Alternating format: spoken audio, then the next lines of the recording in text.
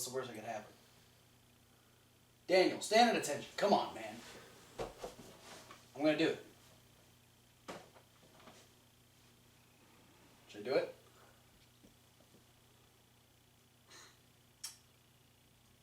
Fuck yeah! Alright. 4, 2, 3, get fame. Put it on the speaker.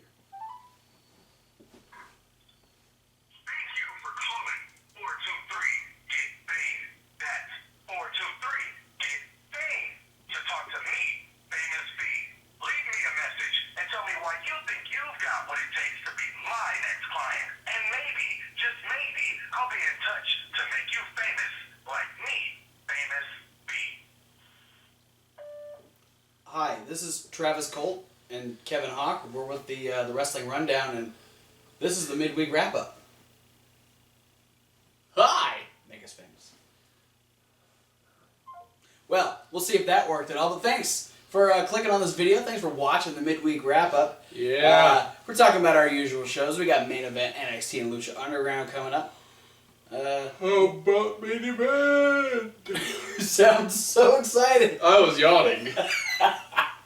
All right, so that's how excited I was. Main Event opened up with a very strange tag team match. We had the Social Outcasts come out first, which they were quickly followed by Titus O'Neil and his tag team partner, Jack Swagger. Not sure why we're teaming Jack Swagger and Titus O'Neil up, but they did make a decent team.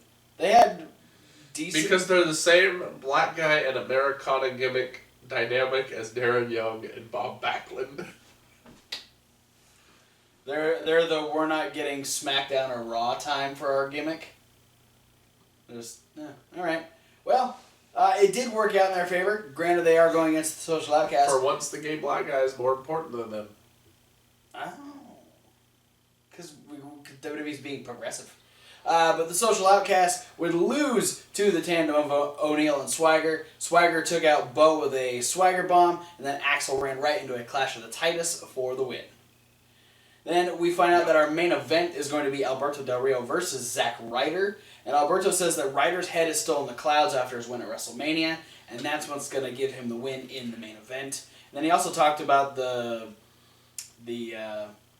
breakup of the League of Nations and why it didn't work and everything, even though him and Rusev were working together on Monday. If you want to see a rant about that, go over, check the description for the link to the Reasonable Wrestling Fans YouTube page. And That's our second page! Check out Thomas Wolf's rant about the League of Nations breakup video number 1. And all the other stuff. There's also a Fantasy Warfare. Check that out. Then we had Apollo Crews taking on Victor. You can kind of guess how this went. Victor, though... Won by a landslide. Lies. Victor's trying to make the best of his situation, considering that he's by himself and he doesn't have Connor there with him.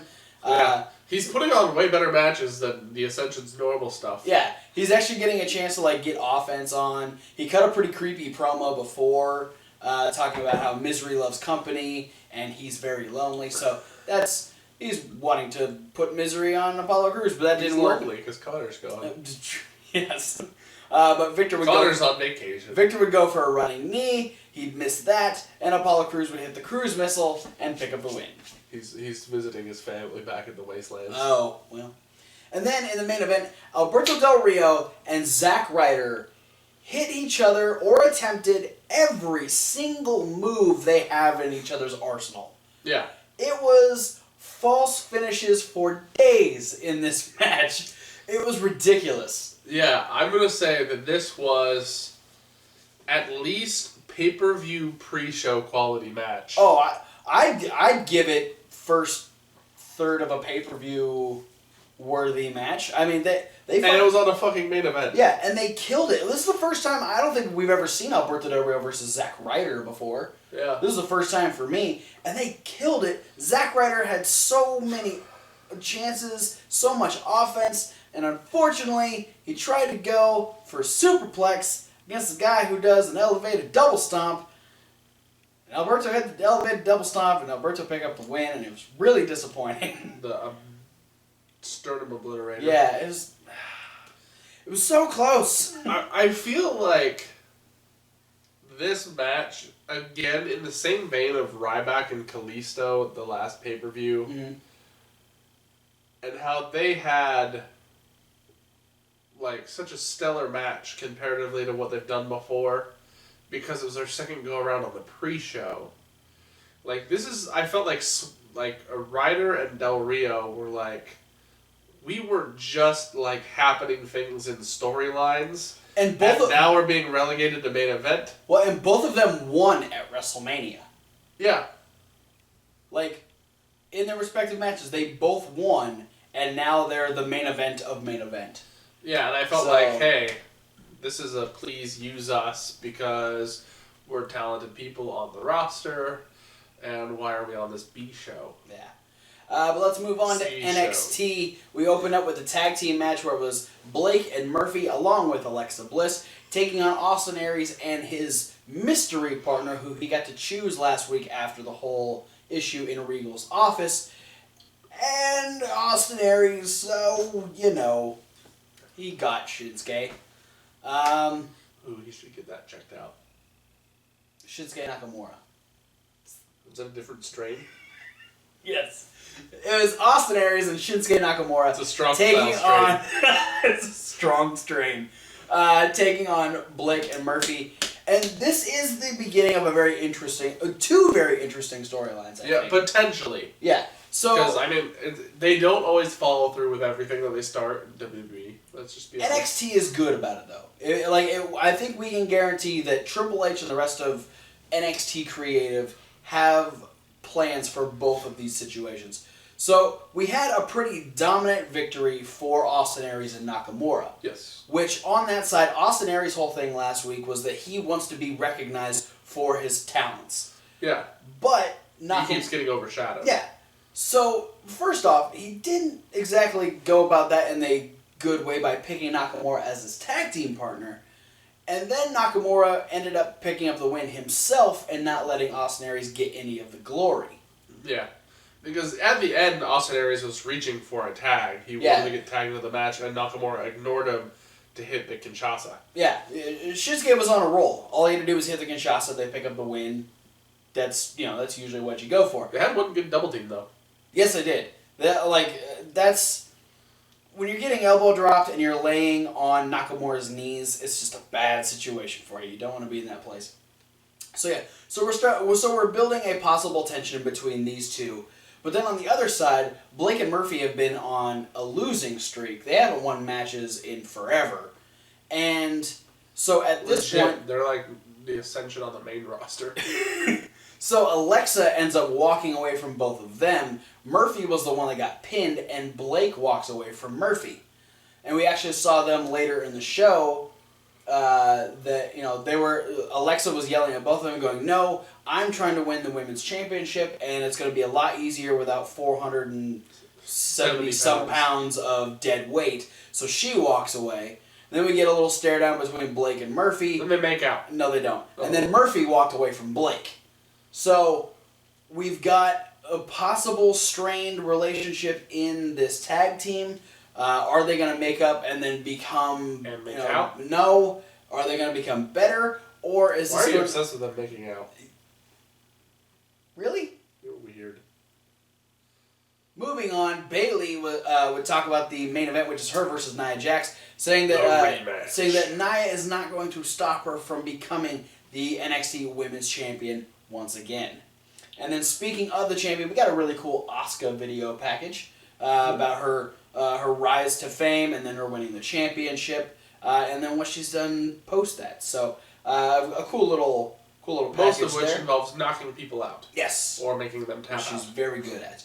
We had No Way Jose talk about the energy that he brings and that people underestimate it, and he's going to punch people in the face because if they underestimate him, he's going to hurt them. That's what he does. He fights and he has fun. Fights and fiestas all day long with No Way Jose. I like No Way Jose. I want to know. You were ambivalent first. Still not sold yet. Not sold? I feel like the human being in the wrestling ring has unlimited potential. Okay. He's big, He's athletic. And I haven't seen him screw anything up yet. True. But the gimmick is just so weird and off-putting. All right. And off-putting. He doesn't. No way, Jose doesn't like pudding. Right.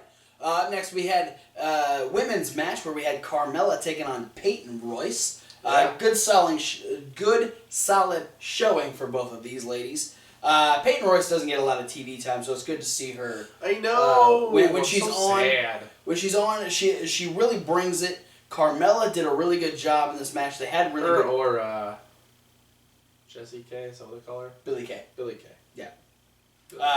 Neither of them get a lot of TV time, but Carmella and Peyton Royce bringing it in this match. Fun to watch. Two tall, extravagantly delicious-looking Australian women, and you don't give them the time of day. Carmella would end up defeating Peyton Royce by hitting her with a flatliner and then rolling into the inverted triangle and getting Peyton Royce to tap out. So I think we're definitely building Carmella at a potential championship challenger run. So we'll see. Yeah. So I feel like if Carmella challenged Asuka, it would go over real well. Well, we get the heel side with Alexa Bliss, and then we got Carmella on the face side. So we'll see who ends up. Maybe like if Nia Jax wins the belt from Asuka, it's still just going to be amazing for Carmella. We'll get there in a second. Speaking of championships, we found out that after the battle between Finn Balor and Samoa Joe, when we were there at NXT Portland. Yeah, Portland Pandemonium. Yeah. So due to the Samoa Joe retained the championship at our show via holding the tights. Yes, rolling Finn Balor up, holding the tights. We had a big brawl where the rest of the card had to come out and all the wrestlers had to come out to hold Finn and Joe away from each other. So due to that, William Regal said the only way that they're going to be able to contain this match and get a definitive winner is that NXT at TakeOver on June 8th will have its very first cage match. Oh, shit. I am excited for that. It's going to be good. I would be a little more excited if the precursing WWE pay-per-view 2 weeks beforehand wasn't having their own cage match. That's an asylum match. It's different. It's essentially the same thing. Yeah, essentially. Two cage matches so close together. It's just going to be cage match overload. We'll see. Then we had Gargano and Ciampa return to the tag team scene in NXT, taking on Bob Ryzen and Danny Burch. Danny Burch looking real trim. Rob Ryzen. Rob Ryzen. Did I say Bob? Yeah. I meant Rob. Rob Ryzen. It's the same thing. Bobby, Robert, same thing. Danny Burch and Rob Ryzen. Rob Ryzen. Second cousin of Tara Ryzen. Yeah. He got a Tara Ryzen chant. It was hilarious. Gargano and Ciampa ends up picking up the win with a very vicious running knee from Ciampa and a super kick from Gargano at the same time on Danny Burch. On his head while he was on his knees. Yeah. And no, he ain't going anywhere after that. It was a gnarly finish. Good showing. I'm glad to see Gargano and Ciampa back on TV. Yeah. Because I'm fans of both of them, and they make a great tag team, and it's just adding to the awesome talent that's on the NXT roster. Yeah. And then one more bit of news heading into TakeOver as well. The Revival will officially get their tag team title rematch against American Alpha. They will. And then in our main event, we had Nia Jax versus Bayley. This was very much of the match that we saw here in Portland. Yeah. I think it was leaps and bounds better than their match at TakeOver London, though. Yes, absolutely. Nia Jax has really worked her way up. She's really improved. She's much better in the ring. Bayley was able to really manipulate the size of Nia Jax a bit better in this match. A lot of good counter for counter moves, and that actually kind of played into the end because Bayley had had the guillotine where she was wrapped around Nia Jax. Nia Jax was able to turn that into a stalling suplex. Yeah, which she was able to break Bayley's grip because Bayley's left arm had become the focal point of her offense during a good portion of the match. Absolutely. But then out of the suplex, Bayley was able to drop down and landed awkwardly on her ankle. And despite hitting a really massive DDT after getting out of that, the ankle became an issue. She stood up in the corner. Nia Jax ended up splashing her in the corner. Leg dropped the injured leg. Leg dropped the back of her head. And Nia Jax picked up the win over Bayley.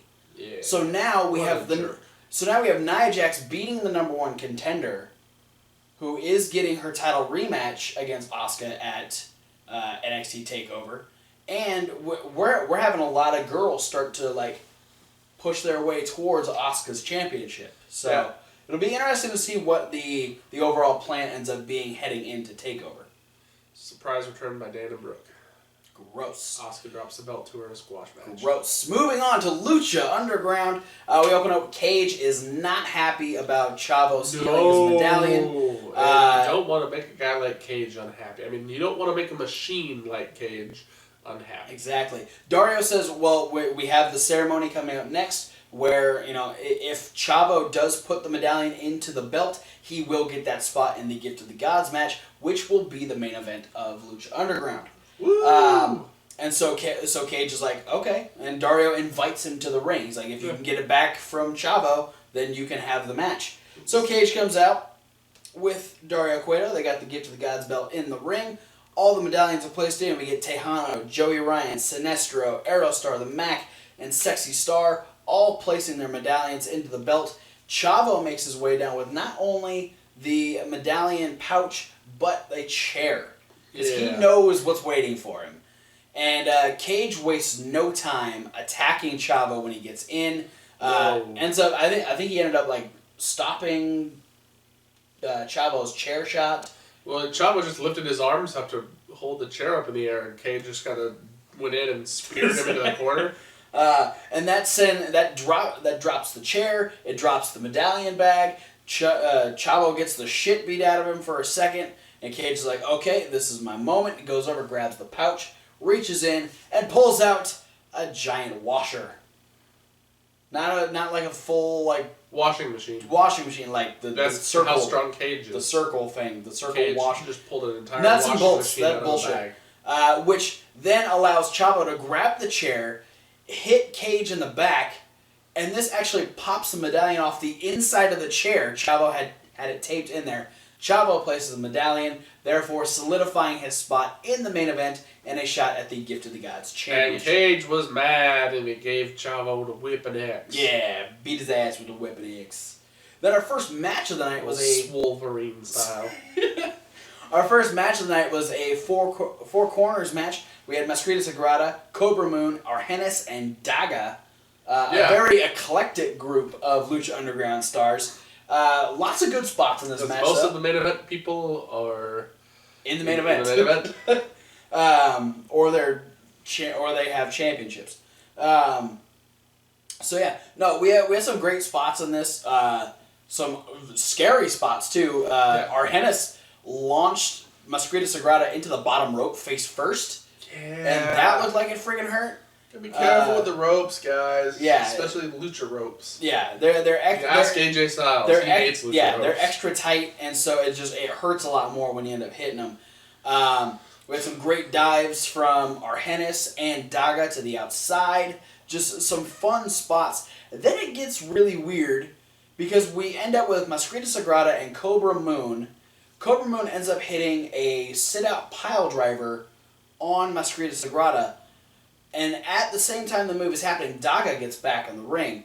Cobra Moon actually back rolls away from Masquerita and lets Daga pin him. Yeah. And then after he delivers a devastating elbow drop. Oh, he did hit an elbow drop. I forgot. He wanted to make sure that he put he wanted to stamp the exclamation point. I've seen your matches before. That might not have been enough. One little elbow drop. So this will do the trick. This is very interesting. I don't know if you caught it, but as he was raising his hand in victory, she got on her knees and was like trying to sexy dance his attention. Like when she backrolled, she was doing she was trying to beckon him towards her. Yeah. Very interesting. I don't know what's going on there. Gave herself the full like double boob grab and everything. Yeah. I'm not sure what's going on. We'll have to find out in the weeks to come. That might have been a bad choice of words, but then words to come. Weeks to come? Weeks to that's the thing that I said. But moving on, we had Marty the Moth approach Killshot in the back, say, "Hey, I found out we have a match together," and he was being an asshole. What do you say? Sergeant Martinez reporting for duty or something like that. And just Lance Corporal Lucha Underground informed us that we have a match tonight. Like poking fun at the military background. And he kept doing that finger guns to Killshot's head. Yeah, and then Killshot's like, "Bro, you don't come back and you do that shit to me," because then he whooped Marty's ass in the back and gave him the little Killshot thing. And so then we go into their match. The Moth, I'm just to be straight up, the Moth needs to get his penis stuck in one of those bug zappers. That's a little aggressive. Yeah. But, you know what? I also stole it off of Twitter. But this backstage segment translated pretty much into the match. Marty did have some good moments, but Killshot whooped his ass. Yeah, it was a really physical match. Yeah, they were not holding back in this match at all. I think JBL would like Marty Martinez's clotheslines. Oh yeah, no, he because he hauls off on people. Yeah, no, he doesn't punches, he doesn't pull clotheslines either. But Killshot ends up winning with that rolling prawn driver that we just kind of named ourselves. Matt Stryker, name the move, please. Please, Matt, you know the name of every move that's ever been made. How does this one not have a name yet? But then the move doesn't keep Marty down long enough because Marty actually attacks Killshot afterwards and just beats the hell out of him and then ends up stealing his dog tags. Yeah. So Marty is stepping into some territory that he might not want to, Yeah. Things aren't going to work out well for him, especially after the ass whooping that Killshot gave him twice. Then we have our main event, a 7-way match for the Gift of the Gods Championship. That's Tejano, Joey Ryan, Sinestro, Aerostar, Max, Sexy Star, and Chavo Guerrero. Lots of shit happened. Yes. It's hard to keep track of a 7-way match. Indeed. We did have tons of dives. Yeah, we had a fun Aerostar getting away from Tejano, jumping up on the second rope and then walking away and then going whoop through the ropes. Yeah, going through the ropes. Chavo was being a little bitch most of the time. At one point, he got cornered by everybody in the match, and they all hit a finisher train on him. Yeah, it was just finisher on. Everyone got a shot at Chavo, and this brings Cage down. And you're like, okay, Cage is gonna drag Chavo away. The other 6 are gonna fight, and we're gonna get a winner. The exact opposite. The opposite happened. Like the polar opposite of that idea. Cage begins his own finisher train on the other 6 competitors of the match, finishing with Joey Ryan, slamming him in the middle of the ring, and then pulling Chavo over onto Joey Ryan. Chavo is the Gift of the Gods champion. Cage had an ulterior motive for doing this, though. Yes, because apparently Chavo agreed. Granted, he agrees by winning the belt, to defend the championship next week against Cage. So we figured out why. Cage made himself the #1 contender via Daria Cueto and decided that Chavo was the one he wanted to beat up the most. Yes. Well, for good reasons. Yeah. No, I totally understand it. It makes complete sense. I would do it too. Good luck, Chavo. I'm sure Chavo's going to have something up his sleeve. He'll have some sort of plan, but you know what? He's going to have... Maybe he'll get the help of Johnny and Taya. Oh, could happen. I think Stranger things have happened. I think Johnny and Taya might get involved in that match next week. Then we finish Lucha Underground off with post-credit scene with Pentagon Jr. in a sex swing. Pretty much. I think what they wanted to... envisioned was like the closest you could get to those people who get the hooks put through their back and like hang. Yeah. It was meant to be, it was holding him in place. It was meant to be sort of a torture device because Vampiro was whooping the shit out of Pentagon Jr. with a kendo stick. Yeah, or maybe it was like that rig they put Christian Bale in The Dark Knight Rises when his back was all fucked up. Okay. He was just keeping all the weight off of his spine. Yeah. To let him recover. Which was the main thing because he was in a wheelchair a couple weeks ago. Yeah, a fucking Professor X wheelchair. But this was Vampiro was trying to teach Pentagon not to show pain, not to show fear, or the weak. The weak don't show, or the weak are the ones that show the pain. They're suffering, and he's like progressively hitting Vampiro or hitting Pentagon Jr. harder and telling him to be silent, trying to hold back any emotion towards what's happening, and so to really hammer that thought home, he exchanges the kendo stick for a barbed wire covered bat. And our final shot is Vampiro swinging at Pentagon Jr.'s head, and then we get the Lucha Underground logo. So probably fun. We're what? I think we're now 4 weeks away from Ultima Lucha, the 3-week extravaganza. So there's some interesting things that are starting to build up on the Lucha Underground roster. We got a new Gift of the Gods champion. We might get a new one next week. Matanza is still walking around with that championship. We got Trios champions in Team Flippy Doo. So we're building some shit up.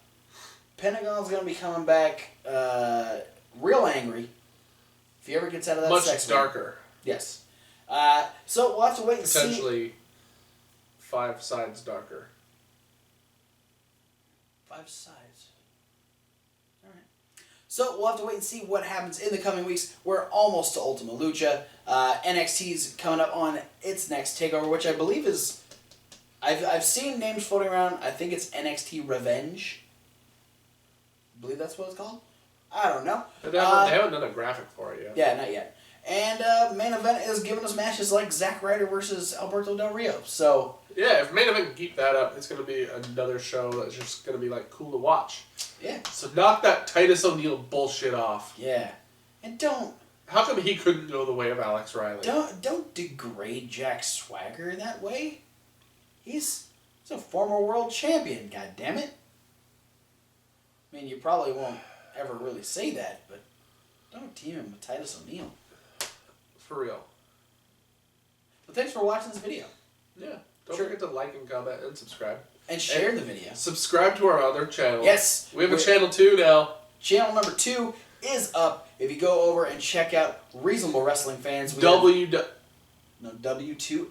W2F. We have our very first Wolf rant. Thomas Wolf loves to rant. He's going to be talking some shit. So be sure to check that out. We have our very first Fantasy Warfare, where Thomas Wolf actually plays referee between me and Kevin Hawk. We have Dean Malenko versus Mike Quackenbush. And then coming up soon, I'll have my very first episode of a show called The Scrap Pile, talking about some bad gimmicks and whether or not they could have been saved. And then coming up after that, we will have Kevin Hawk getting you drunk on the Hawktail Hour. Yeah. So check all that out. Check all of our other links in the description. And for other videos, review-wise, prediction-wise, check up in the playlist, because we have Extreme Rules predictions this week and all of our usual reviews. And then coming up next week, we'll have the results and the review of WWE Extreme Rules. Thanks for watching, and we'll see you at whatever video you decide to watch next. Fuck Titus O'Neil. Yeah, if he wasn't, that would have been. Would have been the best main event I've ever seen. I think if I called Famous B back, it would get rid of Titus O'Neil. I don't know. WWE. Trade Titus O'Neil for Damian Sandow. You're welcome.